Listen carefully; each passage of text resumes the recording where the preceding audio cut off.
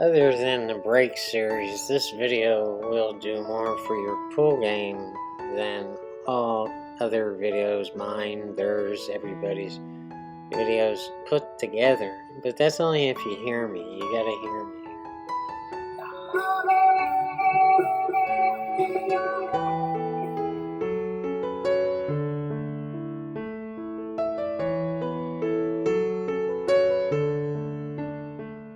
People are reluctant to plan all 9 balls ahead because they're not quite sure where they're going to be throughout the game, and to them it just seems like wasted energy and too much work. And hey, I'm a big fan of not working, but that's beside the point. This is a result not seeing the table in patterns, and I think they're misunderstanding what a pattern is, and it's more like an abbreviated version of a run-out. So take a mental picture of this table right here, and then we're going to switch to a graphic. So let's look at the last 3 balls, the 7, 8, and 9. And where would you like to be on the 7 to make it easy to get on the 8 and in a position to get on the 9? And bear in mind that they're going to be the only 3 balls left on the table. But wait a minute, it looks like the 7 is not going to be a factor because I'm being forced to shoot a 2-7 combination. So, okay, it's going to be the 6, 8, and 9. Where would you like to be on the 6 ball? Well, the answer should be pretty obvious. This is a common pattern that comes up all the time, all day, every single day. And it's just tic-tac-toe. So you want to be here on the 6 ball, and it's a simple out from that point. It's just a stop shot on the 6, you're straight in on the 8, and you just roll up a little bit on the 9. No big deal. Any newbie can run that pattern in their sleep. And how about we get rid of this cartoonish figure? We are not children. So somewhere in that oval right there is where we want to be. So the whole key to this game is to get right here on this 6, but where's the 5 ball and how do we get there on the 6 from the 5? And it really comes down to where the 4 is and how we can manage to do that. Well, we definitely need an angle on the 5, and my first instinct tells me to be right here to have a steep angle to use both side rails to get back on the 6 and just cross the table right there. But all that's going to be dictated by where the 4 ball is, which is right here. It would be good to get under the 4 on the left-hand side of the 4 to use this rail to bounce off of and get the right angle on the 5 to get back across the table on the 6. But you might be asking for a little bit too much from yourself if you decide to go that route. So we're going to leave position on that 5 ball a little bit up in the air. And before we go any further, we're actually going to go back to the start of the game. Now, don't let yourself get overwhelmed here. All of this is about getting to that place we need to be on the 6. And you don't have to be perfect. You can always get anywhere around that oval and you'll be fine. The problem we have now is that 2-7 combination, and normally I would go out of my way to avoid shooting a combination, but in this case we're going to have to shoot it, and just trying to get around it and trying to avoid it is just too much of a problem.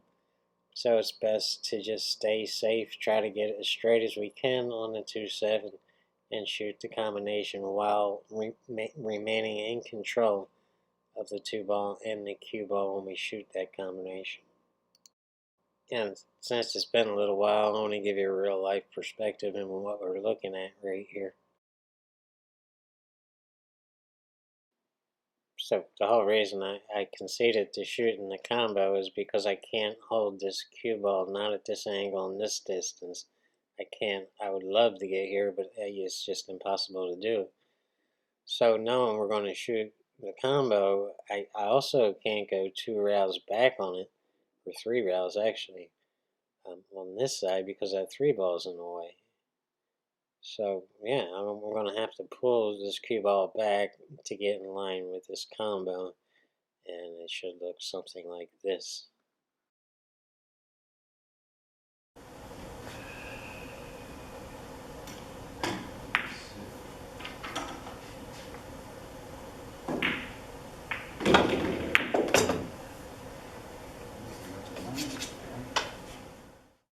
Alright, well, I pulled it back a little bit more than I wanted, but I'm pretty much almost straight in on the combination.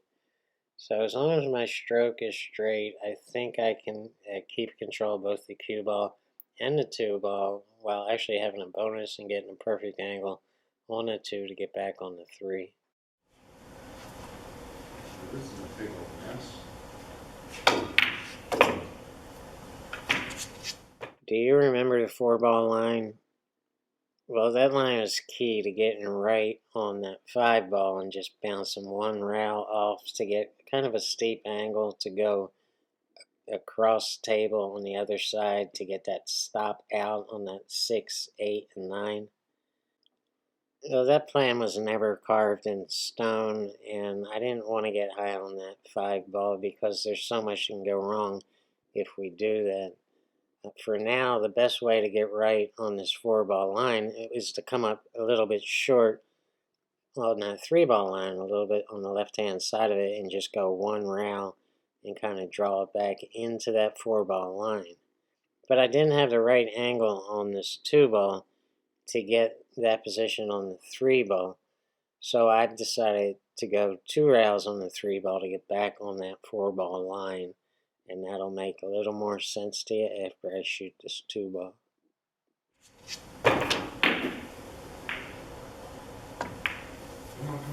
Oh! You stinker. While that might have looked ugly to some of the rail birds, it's okay. I can simply go two rails back on, at least close to the line on the four ball. I come up a little bit short, but it doesn't matter because I can use that bottom rail to get it right on the five, because the plan is to go two rails on the five back down to this end rail and bouncing up in that key position on that six ball.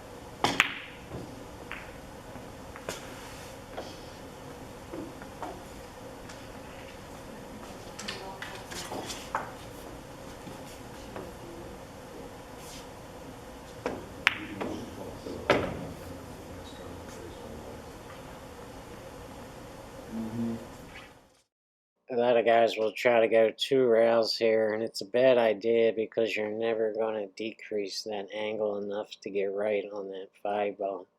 So you're going to be shooting at that side pocket because you're going to go long, and that's just too tough of a shot to mess with. There's no sense in working for this. All you have to do here is drive it to this end rail with top on it and put some right hand English on it to spin it off that rail into this direction here, and you should be good. Just don't hit it too hard because you're going to kill the English, and it's not going to take off that bottom rail there. So it's kind of a finesse shot, but you're coming up on the left hand side of this 8 ball to have the right angle on the 5 to get that key position on the 6.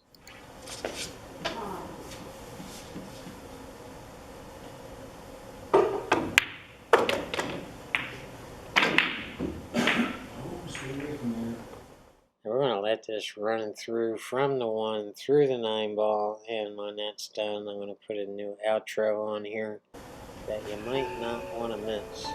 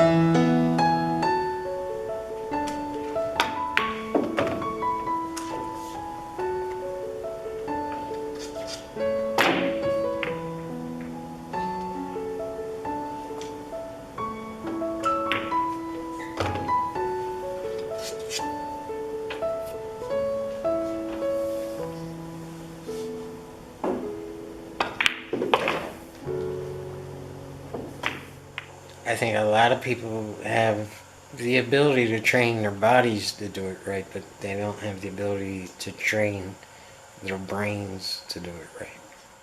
So you've spent all these years practicing your physical game, and you can draw a ball 27 rows, your stroke is straight, your elbow and your shoulders right, and you see these guys out there making it look easy while you're still struggling. The reason you can't figure out how he's doing it is because you can't see inside of his head and you never practiced thinking. There's no secret to this game, but there is a key to it, and it's in your head. There's billions of pool players who played pool their whole lives and never understood this. Don't be one of those guys.